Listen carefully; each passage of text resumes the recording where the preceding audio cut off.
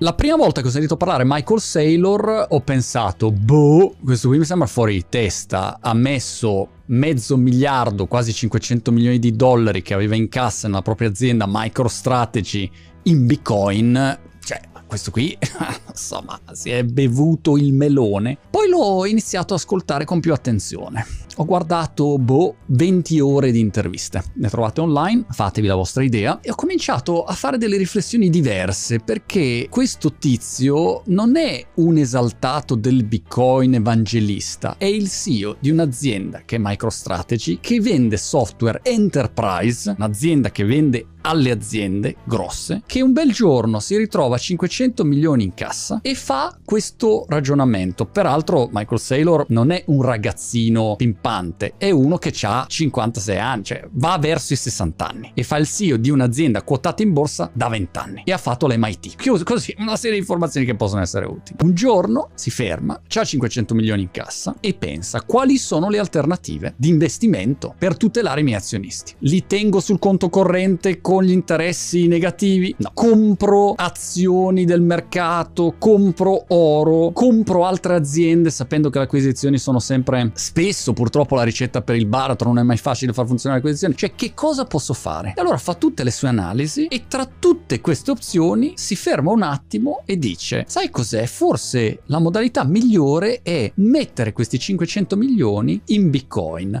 Bitcoin, dall'analisi che fa, gli sembra il miglior asset da qua ai prossimi anni, come reserve of value, quindi non come valuta o moneta, ma proprio come oro digitale, lo vede così e fa la scommessa più grande della storia fatta da un'azienda. Per primo si butta, e la cosa incredibile è che per farlo fa 1000 passaggi, mesi di riunioni, cose, approfondimenti, studi, approvazioni, e alla fine dei conti inizia a spostare questi 500 milioni che poi cominciano a aumentare, perché la strategia di MicroStrategy da quel punto in poi diventa: noi siamo un'azienda enterprise che fa cassa, peraltro fatturano, ma la nostra tesi è che Bitcoin sarà il posto dove il mondo si sposta, dove l'energia monetaria si sposterà. Ok, questa è la sua tesi. Se tu investi in MicroStrategy, investi su un'azienda che fa software, ma anche investi su questa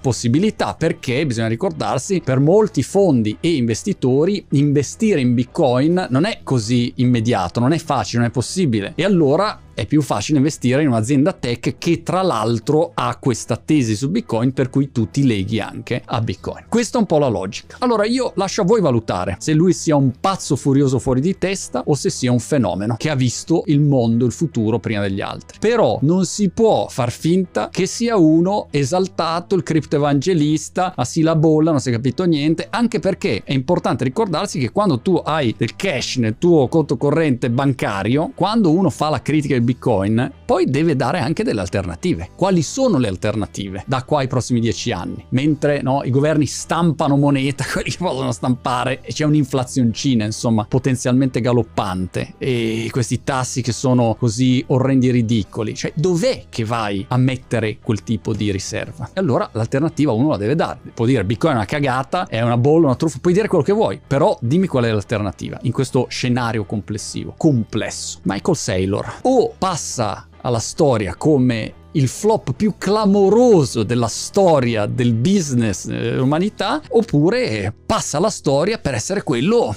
che ha fatto la storia. I remember first time I saw an interview of yours, I thought, wow, like, oh my God, how can he open so many different angles and perspectives? And until that moment, I was looking at Bitcoin just, with one lens, that's it, But the way you have to describe the words you use, the analogies, the knowledge that is multi-dimensional, I think helps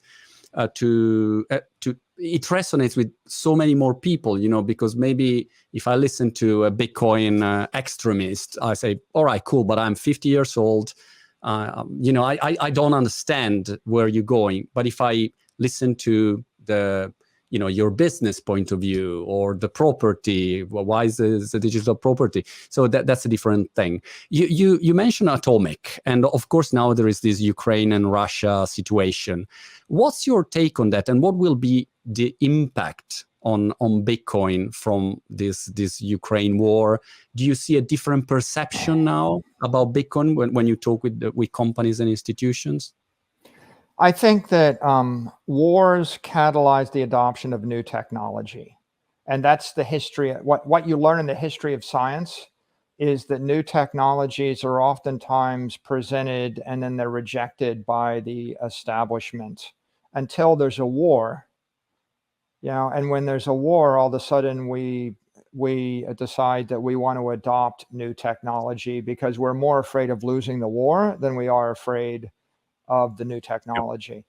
So, we've got a pandemic, a war on COVID, that accelerated all sorts of new technologies, including Bitcoin. I think the Ukrainian war has accelerated it some more and a couple of different ways.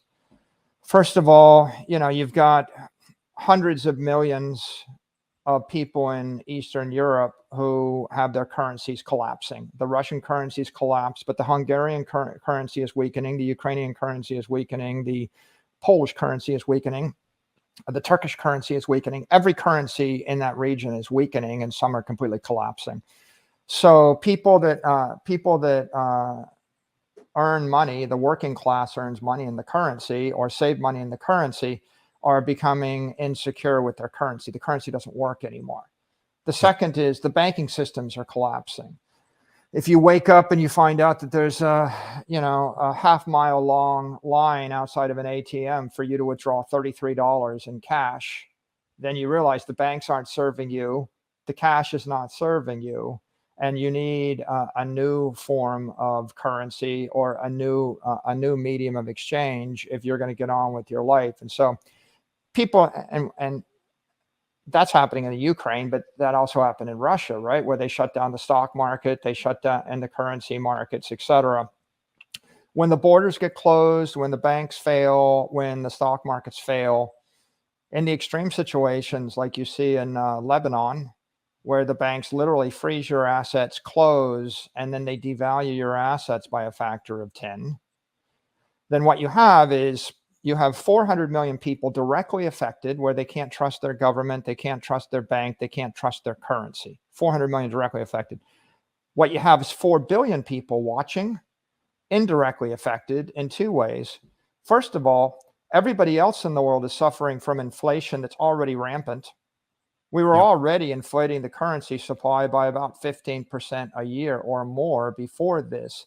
And then the response of Europe and the US to the war exacerbated the inflation, right? We drove up the price of energy. We're driving up the price of just about everything. We're impairing the supply chains. So you've got everybody in the Western world probably staring at 20% monetary inflation right now. They're losing 1% to 2% of the value in the euro and the dollar every month. Okay, that's also happening in China. So anybody in the world right now is getting a double dose of inflation because of this war.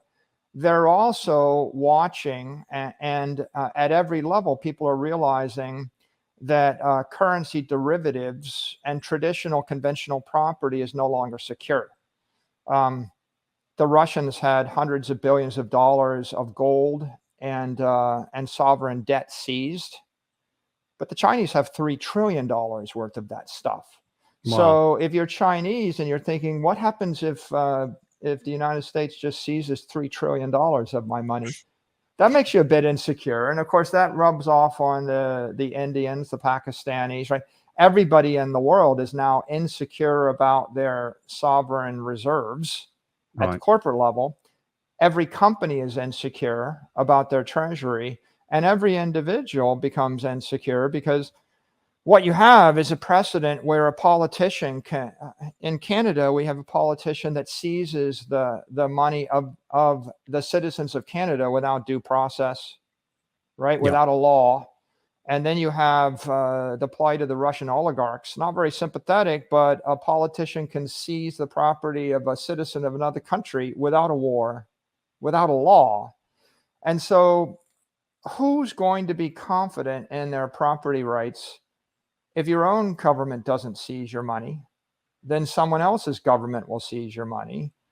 If you don't own the country, If you don't control the government, you probably don't have any secure property. If you do own the country, all your property that's outside of your country is still insecure. So this is an unprecedented time of insecurity combined with inflation and literally the collapse of currencies and currency derivatives. You could look at this war as kind of a wake-up call for everybody in the world. If you're at all paying attention, what you would realize is you really want crypto property, right? Since I can't rely upon property in any country, and I can't rely on any currency, and I can't rely on any currency derivative. And a bond is a currency derivative, a swap is a currency derivative, a value stock is a currency derivative, a piece of real estate, commercial real estate that generates rents is a currency derivative. So if I can't trust currency derivatives and I can't trust the government and I'm insecure about my property, what would you do? And the obvious answer is convert your property into crypto property or digital property, put it in cyberspace beyond the reach of any government or any other hostile action.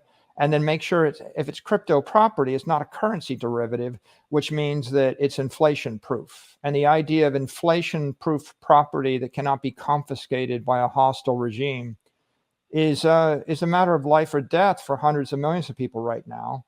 But it's probably the most important thing in your world for the other 2, 3, 4 billion people.